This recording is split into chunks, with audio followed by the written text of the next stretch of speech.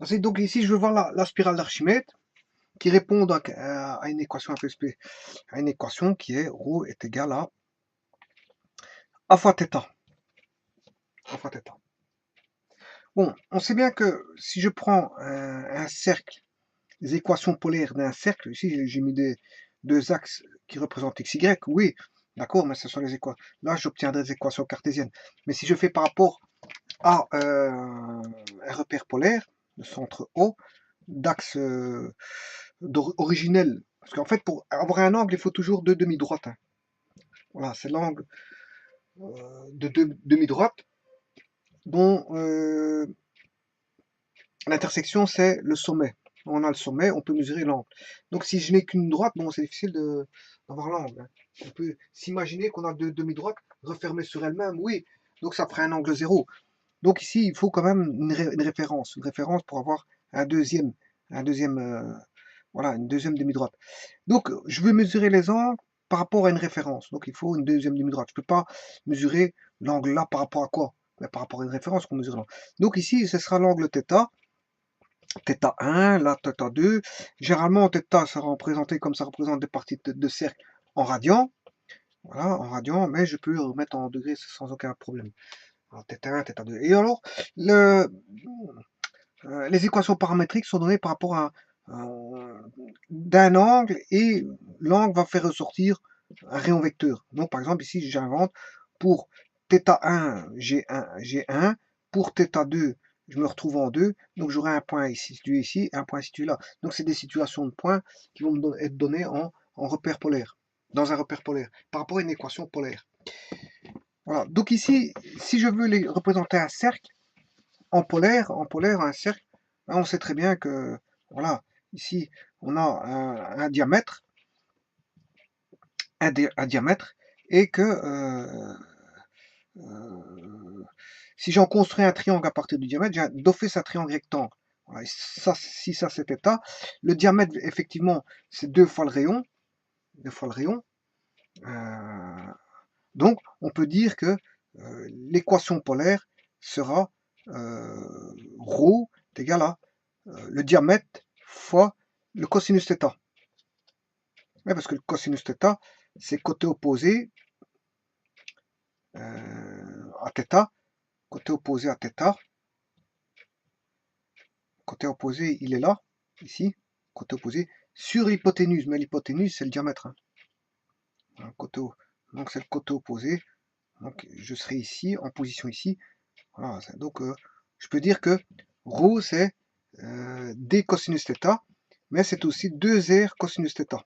Bon, mais c'est par rapport à θ, mais si je prends par rapport à phi, on sait bien que θ, les sommes des angles dans un triangle, c'est θ plus phi plus le 90 qui est ici. Voilà. Je ne sais pas si on a vu, parce qu'ici, θ plus phi. Ouais, je sais pas si on a tout vu, parce que je n'étais pas en train de regarder le... J'espère qu'on a bien vu, parce que j'ai pas fait attention si on voyait à l'écran. Je vais refaire attention, je vais remarquer l'écriture. Donc on avait cosinus θ est égal à quoi? Côté opposé sur l'hypoténuse qui faisait d. Et là, je peux avoir tout simplement ce que j'appelle le rayon vecteur ici. Donc, je vais l'appeler ça ρ sur d. Donc, voilà, ça on le voit à l'écran, parfait. Donc, ρ est égal à quoi? D cosinus θ. D fois cosinus θ. Ce qui fait 2r cosinus θ. Bon, θ. Voilà, et ceci on voit aussi. Ok. Bon, donc on sait bien que θ plus phi plus 90 degrés fait un droit, fait un angle plat. Voilà. Donc θ plus phi est égal à 180 moins 90. Voilà, ce qui fait θ plus phi égale à 90. Donc tout ça pour vous dire quoi? Que l'équation paramétrique d'un cercle peut s'écrire ρ est égal à 2r cosinus θ, mais il peut s'écrire aussi ρ est égal à 2r sinus phi, parce que θ et phi sont complémentaires. Voilà, c'est juste ça que je voulais dire. Ouais. Donc c'est ρ cosinus θ ou ρ... enfin, c'est 2r cosinus θ ou 2r sinus phi. Bon, si 2r, je l'appelle A, et ceci A, mais j'ai A cosinus θ, A cosinus θ, voilà, et A sinus phi. Voilà. Donc, si je veux représenter un cercle, l'équation d'un cercle complètement, que ce soit dans les θ positifs. Θ positif, généralement, les positifs dans un cercle trigonométrique, c'est par là. Conventionnellement, le sens des angles sont positifs par là, par convention, et négatifs par là. Mais rien ne m'empêche de prendre du positif par là et du négatif par là. Donc, c'est-à-dire dans le sens horlogique, je vais prendre du plus et du moins. Bon, c'est ce que je vais faire dans mon repère polaire. Dans mon repère polaire, je vais considérer que le sens conventionnel positif sera, quand j'irai dans ce sens-là, positif, quand j'irai dans ce sens-là, négatif. Bon, ce qui veut dire que un cercle, si je fais un cercle dans un repère polaire, voilà, j'aurai ρ est égal à, si vous voulez, cosinus, sinus phi, à sinus phi. Voilà.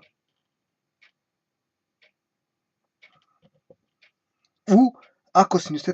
Mais ici, on n'a pas affaire à un cercle, puisqu'en fait, c'est un cercle qui va s'étendre. Et c'est ça l'astuce. L'astuce, c'est que si je pars à partir d'ici, voilà, le 0, mon 0 repère polaire est ici, voilà, mon 0 du repère polaire. Bien sûr, il faut que je vais le diviser en 4 parties. Voilà. Là, j'aurai, on va démarrer le point ici, en ce point A. En A, ici, si elle doit répondre à l'équation ρ est égal à alpha θ et non pas sinus θ. Parce qu'en fait, justement, on va parcourir une spirale. Donc, c'est alpha sinus θ, alpha θ, non pas sinus θ. Donc, si A vaut pi demi, si θ vaut pi demi, pardon, je m'excuse.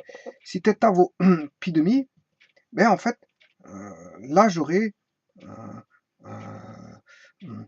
ρ vaudra pi demi fois A. Non, pi demi fois A. Si θ, si l'angle vaut 90 degrés, 90 degrés, on est là, voilà, j'ai 90 degrés, mais il aura évolué de pi demi fois A, c'est-à-dire 3,14 divisé par 2 fois A. Voilà. Maintenant, si je suis en pi, ben, il suffit de faire A fois pi. Voilà, donc ici, on sera pi demi s'il est là, voilà, pi demi, pi sera là. Donc, pi fois A, il sera là. Voilà, pi fois A. Donc, quand on a l'angle est à pi demi, hein, 0, pi demi, pi. Quand il est en pi, je m'excuse, quand il est en pi. Quand on est en pi, parce qu'ici c'est 0 degré, il est là. Non, non, c'est ça, et ça c'est pi. Et là, on aura pi fois A. Le rayon vecteur vaudra pi fois A. Donc, il faut que je place pi fois A, qui est, là on a pi demi, là on a pi fois A. Donc ça c'est déjà pi A ou A pi, c'est le même. Hein. Donc le point il est ici, donc je vais tourner comme ceci. Voilà. Ensuite, là, on va voir si l'angle fait 270 degrés, au niveau positif, ce qui fait 3 pi demi. On a pi demi, pi, 3 pi demi. On va se retrouver ici. Ensuite, là, on va se retrouver en 4 pi demi qui fait 2 pi. Voilà. 2 pi.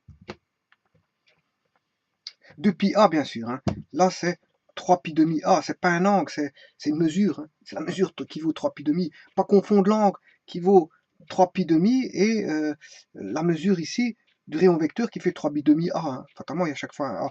Comme ici, bien sûr, ici, c'était pi demi fois A. Voilà, il y aura chaque fois A parce que c'est une mesure. Ensuite, ici, on a en 2 pi A. Et là, on a parcouru, je veux dire, on était ici, on a parcouru un tour. Et là, on a fait une spire. Bon, maintenant, si je continue 2 pi, là, je dois faire 2 pi plus pi, plus pi demi. Donc, c'est 2 pi plus pi demi A fois A. Là, j'aurai 2 pi plus pi demi, ce qui fait, là, je serai en 3 pi. Voilà, ici, il faut que j'arrive en 3 pi. Là, il faut que j'arrive, je rajoute 3 pi plus pi demi, le tout fois A, bien sûr, 3 pi fois A, bien sûr. Hein. 3 pi fois A. Et là, bien sûr, je vais arriver en 4 pi. 4πa.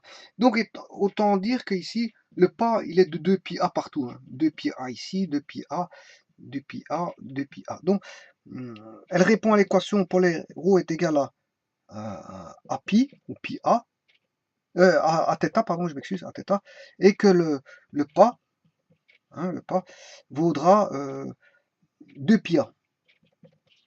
Voilà, le pas il vaut 2πa. Et regardez bien ici, si A, si je prenais A égale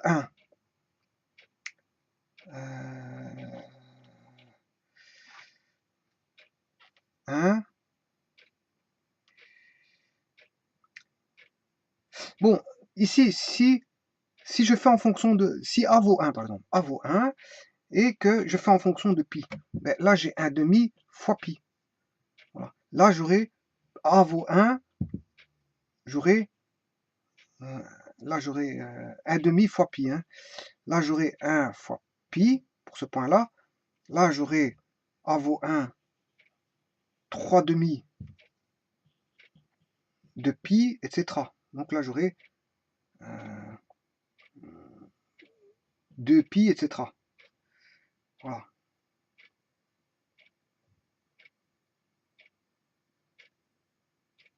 Ici, je ne saurais pas être à 3 pi, c'est pas possible. Si, attends. 3 pi ici, 4 pi, c'est juste là. C'est 2 pi là. 2 pi, 3 pi, donc c'est juste. Voilà. Et donc, je pourrais continuer en suivant un pas de 2 pi a à pouvoir tracer, je veux dire, une belle, je veux dire, spirale d'Archimède. Bon, bien sûr qu'on s'arrête quelque part. Donc, c'est une suite de courbes. C'est une suite de courbes. Voilà, une suite, c'est une suite de spires. Voilà. Et on sent qu'il y a une proportionnalité là-dedans. D'ailleurs, je vais le voir tout de suite. Et on le voit ici par l'équation de toute façon. La proportionnalité ρ est égale à fois θ. La spirale d'Archimède, c'est une courbe plane ouverte, hein, décrite par un point tournant autour d'un point fixe et qui s'éloigne du point fixe, bien sûr, d'une quantité qui est proportionnelle comment on appelle ça, aux angles décrits. Bon, cette demi-droite-là, elle est partie d'ici. Ensuite, je l'ai fait tourner dans le sens positif comme ceci. Voilà. Pour avoir toute une série de points dans la spirale. Hein. Ici, j'avais ce point-là, ce point-là. Ici, j'aurais eu ce point-là. Ici, on a ce point-là. Ici, j'ai le point là. Ici, il est là. Ici, il est là. Là, il est là. Ici, il est ici. Si je continue, là, il sera là. Si je continue ici, il sera là. Si je continue ici, il sera là. Voilà, et ainsi de suite. Et là, il sera là. Voilà. Vous voyez que c'est une demi-droite tournante. Et alors, bon, le point s'éloigne de cette demi-droite tournante constamment. Et on a un pas successif qui est, je veux dire, voilà.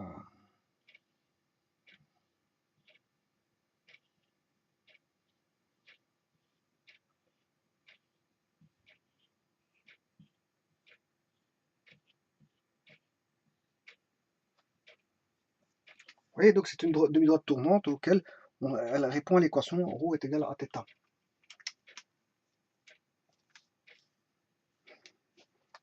Bon, alors ceci étant dit, je peux le construire d'une façon un peu spéciale. Comment on voit une proportionnalité qui est décrite ici? Je vais le faire comment? Comme ceci. Bon, tout d'abord, il faut que je crée un système d'axes comme ceci. Ouais, le θ c'est en radian, je peux le mettre en degrés, c'est pas un problème, mais généralement c'est en radian. Hein. Bon, je construis les bisectrices, je dessine deux perpendiculaires et des bisectrices. À partir de là, je mets comment on appelle ça? Une graduation. 1, 2, 3, 4, 5, 6. Bien sûr, bien respectant, je veux dire, l'unité. Hein. Ici, si je dessine 1 cm ici, j'en mets 1 cm ici, 1 cm ici, 1 cm ici, 1 cm ici, 1 cm, etc. Si je mets unité égale à 1 demi-centimètre, à ce moment-là, je dois mettre un demi, un demi, un demi, bon, voilà, ça dépendra, voilà, de l'échelle. Hein. Bon, alors vous dessinez, là, des cercles concentriques. Voilà, c'est un premier cercle concentrique. un second cercle concentrique, un troisième cercle concentrique, un quatrième cercle concentrique,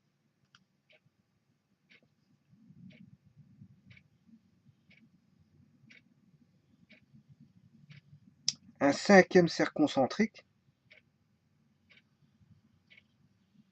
un sixième cercle concentrique, voilà, un septième cercle concentrique. Bien sûr, ils doivent être réguliers parce que sinon, ça n'ira pas. Un septième, un huitième, etc. Bon, oui, heureusement que je n'ai pas effacé ceci, mais regardez bien que là, j'ai pris les têtes pour un angle θ positif. Hein, bon, rien ne dit qu'il est absolument positif. Si vous le faites négatif, ben, à la place d'avoir une spirale qui tourne comme ceci,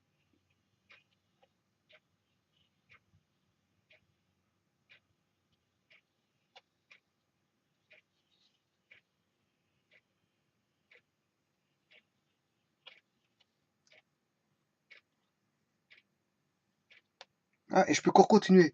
Je m'arrête ici, c'est une courbe plane ouverte, je me suis arrêté à 2 tours. Ouais, pourquoi pas.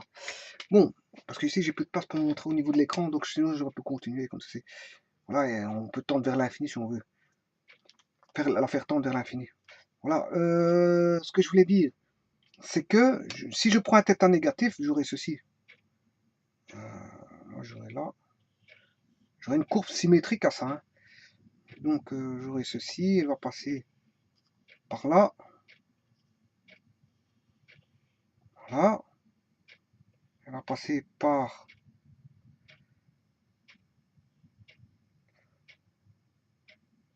ici.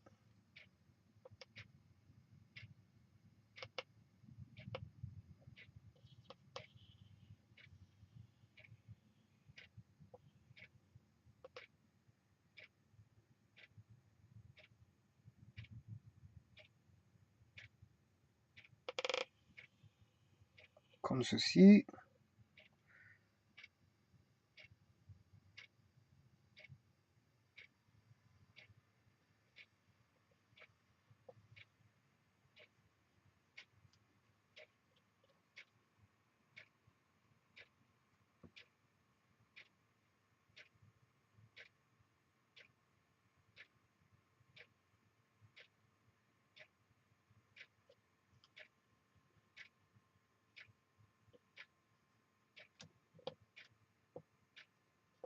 On va passer par ici.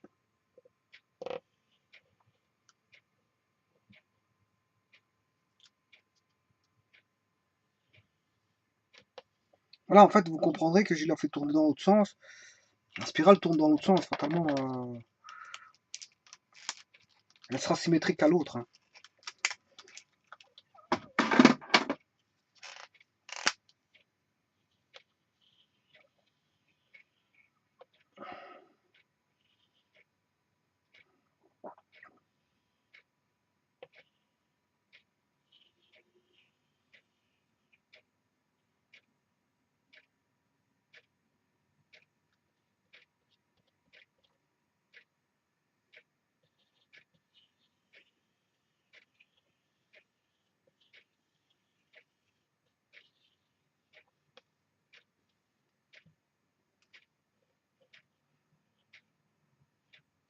Voilà, il y a une spirale qui tourne dans un sens si θ est positif.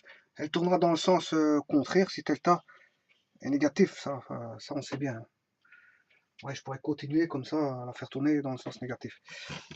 Bon, mais revenons à nos moutons. Ici, j'étais en train de la dessiner par rapport à des cercles concentriques. Alors, comment la dessiner pour avoir un pas constant comme ça? En fait, si je démarre d'ici, le premier point que je vais retrouver, c'est celui-ci. L'intersection entre cette droite-là et le premier concentrique, il est là. Ensuite, je vais aller chercher le deuxième cercle concentrique et cet axe-là. Là, voilà un deuxième point. Le troisième cercle concentrique qui est ici et cette droite-là.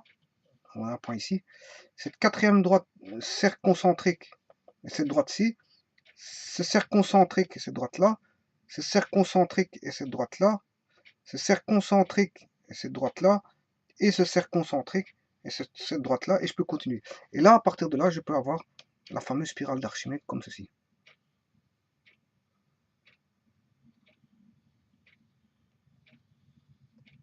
Voilà.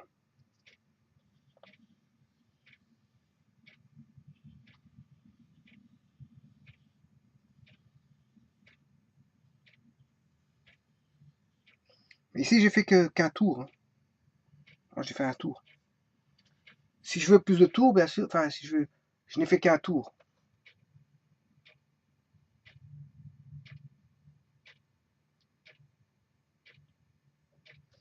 Si je veux continuer, ben, il faut que je dessine des autres cercles concentriques.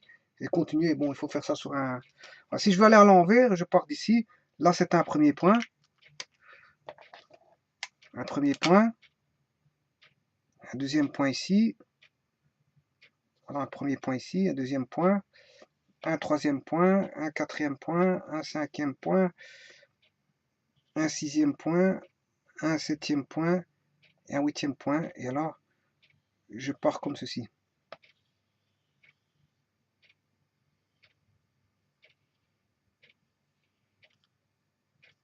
Et là, j'ai fait un tour aussi. Une spirale dans le sens inversé.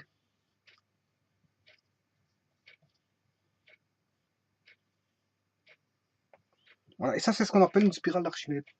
J'aurais pu continuer comment la construire avec des cercles concentriques, mais c'est comme ça. Voilà. On sent le rapport constant. Hein. Le rapport constant, on le sent à travers des cercles concentriques. Rho égale A θ. Où là, on avait quelque chose de constant et fatalement, n'a pas été constant. Donc, je répète, la définition de la spirale d'Archimède, c'est une courbe plane qui est ouverte. Hein, vous voyez ici, je peux continuer, mais elle sera toujours ouverte. Elle est décrite par, on va dire, une demi-droite, hein, une demi-droite qui tourne autour d'un point fixe et pour lequel un point se trouvant sur la demi-droite est mobile et s'éloigne donc du point fixe d'une quantité qui est proportionnelle, je veux dire, aux angles décrits. Voilà, si elle fait un certain angle, elle sera proportionnelle à l'angle qu'elle aura effectué. Donc le rayon vecteur sera proportionnel. Voilà. Donc on voit bien que on est obligé, quasiment obligé de parler de rayon vecteur et d'angle quand il s'agit, je veux dire, de points mobiles. Hein, parce que je veux dire, ça nous facilite grandement la tâche et on voit tout de suite les rapports qui existent entre, je veux dire, l'angle et le rayon vecteur. On s'est trouvé une position assez facilement dans un repère polaire par rapport à un angle donné. Donc, hein, quand vous entendrez qu'il faudra décrire je veux dire, une trajectoire au travers d'un point mobile, pensez, je veux dire, aux coordonnées polaires. Bien que, bon, les gens ne sont pas habitués à utiliser les coordonnées polaires, donc ils en ont peur et ils essaient de passer par les coordonnées cartésiennes. Oui, on peut toujours faire ce qu'on veut par rapport aux coordonnées cartésiennes, mais l'idéal, par facilité, c'est les repères polaires, quand on a quelque chose d'une trajectoire mobile. Voilà. Et là, ça, c'est une manière de construire, dire une spirale d'Archimède. Voilà. Donc, vous voyez qu'il existe différents types de spirales, et je peux encore montrer d'autres. Hein. Il y en a encore des autres cas de figure. Voilà, mais je m'arrêterai ici pour les différents cas de spirale. Donc, j'ai vu la spirale à 2 points, 3 points, 4 points, et la spirale d'or, et ainsi que la spirale d'Archimède. Je vous remercie beaucoup.